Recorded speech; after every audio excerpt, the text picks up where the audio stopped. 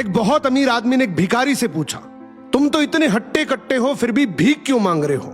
भिखारी बोला, साहब मेरे पास महीनों से कोई काम धंधा नहीं है, अगर आप मुझे नौकरी दें तो मैं भीख मांगना छोड़ दूंगा। अमीर बोला, मैं नौकरी तो नहीं दे सकता, लेकिन तुम मेरे बिजनेस पार्टनर बन सकते हो। मेरे पास एक चावल का प्लांट है, तुम चावल बाजार में सप्लाई करो और मुनाफा महीने के अंत में बांटेंगे। भिखारी ने कहा, लेकिन कैसे बांटेंगे? क्या मैं 20% लूंगा और आप 80%? अमीर बोला, मुझे सिर्फ 10% चाहिए, बाकी 90% तुम्हारा होगा, ताकि तुम जल्दी तरक्की कर सको। भिखारी ने जोरों से काम शुरू कर दिया।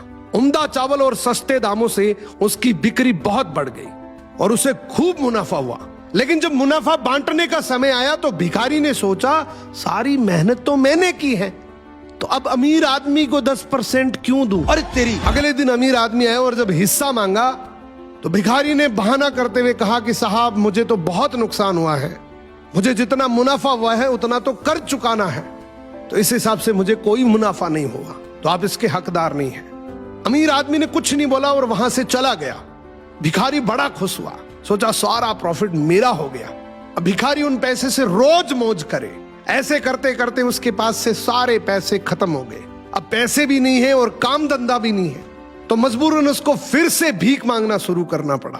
एक दिन वो अमीर आदमी उसके पास से गुजरा और उसको देखा, क्या ये तो फिर से भीख मांगने लग गया। अमीर आदमी ने एक बहुत अच्छी बात बोली कि इस दुनिया में गरीब और अमीर आदमी जो होता है ना, उसमें सबसे बड़ा डिफरेंस होता है उसकी सोच का।